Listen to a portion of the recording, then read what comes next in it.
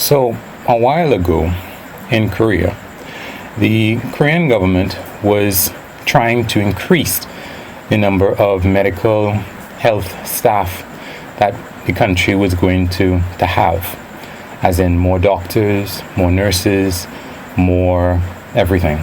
They wanted to build more schools, they wanted to admit more doctors to medical school, and so on. This is during 2020, in the middle of the pandemic. And how did the Korean medical establishment, doctors, react during the middle of the pandemic? They went on strike. They went on strike because the government wanted to teach more doctors, for there to be more doctors in Korea. And they had a number of different measures to do that. This is unfortunately something that I guess we don't really pay too much attention to.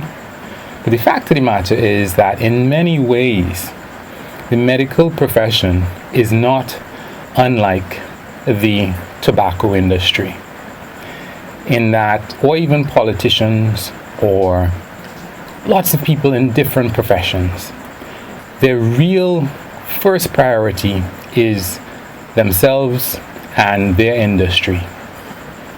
So why is it that doctors would have a problem with having more doctors? Well, it's because, unfortunately, it's because of supply and demand. When you have a high supply of something, it means that the price that you need to pay for that particular thing, especially given a fixed demand, is going to go down.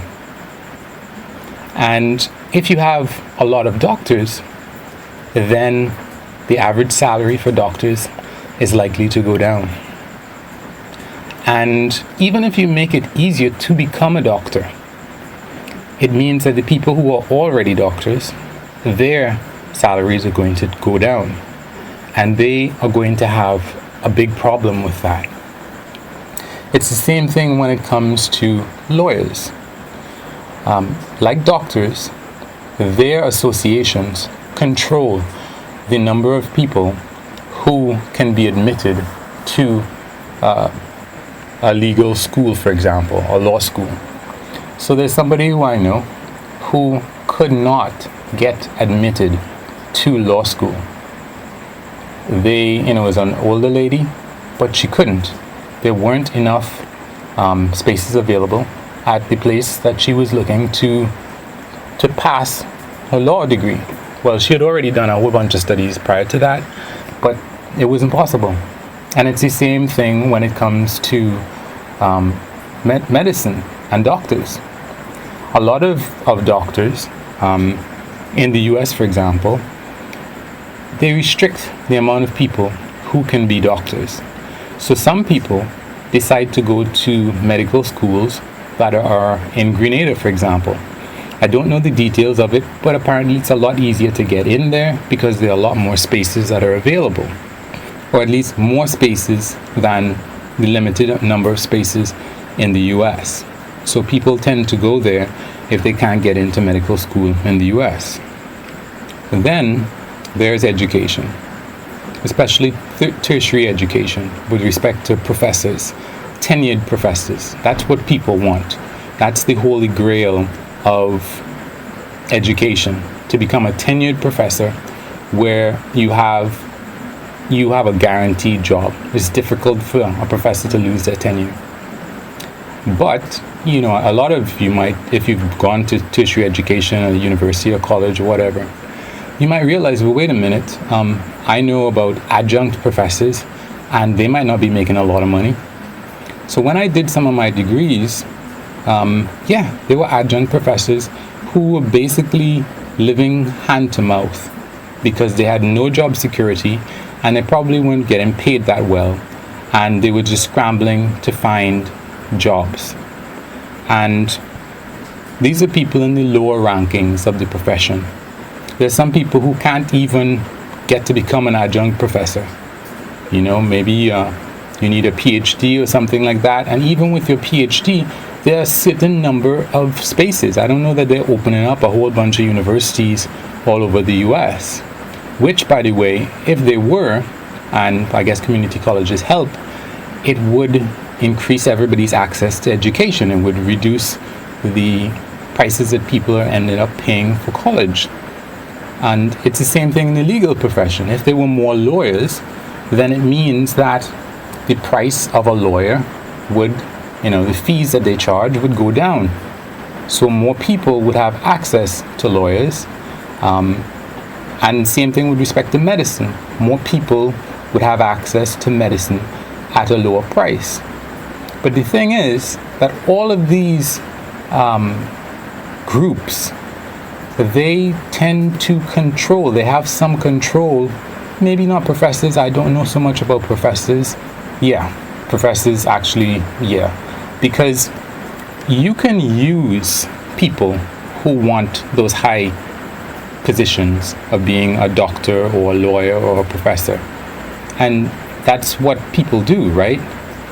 In terms of someone who has just come out of medical school, they have the worst shifts and job arrangements that you've ever heard of. People are on call for 24 hours. They have all sorts of crazy, horrible things. You don't even want a doctor taking care of you who has been up for 24 hours.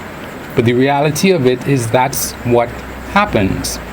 When you have to go for your residency or I think that's what they call it.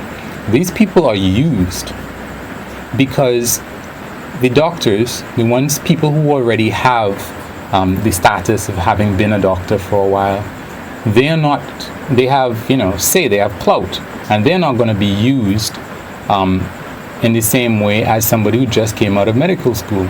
You still have to do your residency in order to really be called a doctor.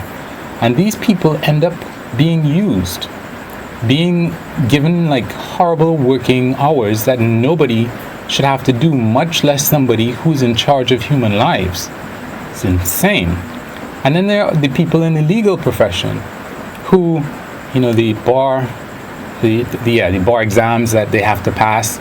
Some of them take it time after time after time after time, and in the meantime, they're working in a lawyer's office. I can't remember what it's called, a firm or something like that. And, well, not something like that. There's a book about it, right? John Grisham's The Firm. And these people, again, would be used. These are people who, for example, like Kim Kardashian in California, you don't have to go to law school in order to be able to take the bar exam. You can just intern, I guess, at a lawyer's office, and you're probably going to be used. They're going to work you really, really hard in order to get, what do they call it? These league. I don't know exactly what it's called, but it's people who do like the grunt work. They know enough about the law because they're trying to become lawyers. So they work in a lawyer's office doing a lot of the grunt work that lawyers don't want to have to do. And a lot of you, if you have work that you give a lawyer to do, sometimes, or a lot of times, it isn't even the lawyer that's doing it. It's these people who are trying to become lawyers that are doing the work. And sometimes they might make mistakes. The lawyer might not even look over what it is that they do. And, it's a similar thing when it comes to getting a PhD. Because in many instances, in order to be a tenured professor, as far as I know, you have to have a PhD. So getting a PhD, you are used. You're used as a teaching assistant to teach classes for professors, tenured professors, and I don't know if there's anybody else, but you work in their labs for them, you teach students for them, you do all of this grunt work in a bid to one day be able to get your PhD, to try and grab one of the few tenured positions that exist in, whatever country you're in. And all of these systems do what they can do to make sure that the number of professionals in each of these instances does not increase to a point where people's salaries take a hit. And this is even at the expense of people's lives, because there are not enough doctors to go around, or as many doctors as there could be. If anybody and everybody could go into it and at least try, and if they didn't make the exams as hard as possible, or limit the number of medical schools that are available, or limit the number of law schools that are available, or limit the number of people who are allowed to take the exam, or, in other words, create such competition. And it's the same thing with people getting access to justice. By limiting the number of lawyers in order to prop up the prices of these lawyers, how much they can charge, it means that many people do not have access to justice. And the lawyers that are available, that are at the bottom, like legal aid, and the lawyers who work for defendants who can't afford a lawyer, they have too many cases to handle because of these restrictions that are put in place to protect the earnings of lawyers. And then the same thing with respect to people, professors. That's part of why getting a PhD is often so ridiculously hard, because there are things that are put in place to prevent there being too many PhD candidates and people with PhDs, even though there are way more people with PhDs than there are tenured positions. So it really is horrible to think of it, that there are people who die because there isn't enough access to medicine, because doctors want their salaries to be high. And it's really horrible to think of people who end up in prison because they didn't have anything but a public attorney to fall back on, and that person didn't have enough time to look over their case. And it's really sad that people PhD candidates get used, and people who are doing their residency get used, and people who are studying for a law exam get used, and all of these different educational services provided to all these people that make money off of the people who want to become doctors and lawyers and professors, knowing full well that most of them will never really achieve it. It's altogether disgusting, I have to say. I mean, it really is altogether a disgusting thing. But you know what? Just like climate change, we're not really doing anything about it. Nothing serious.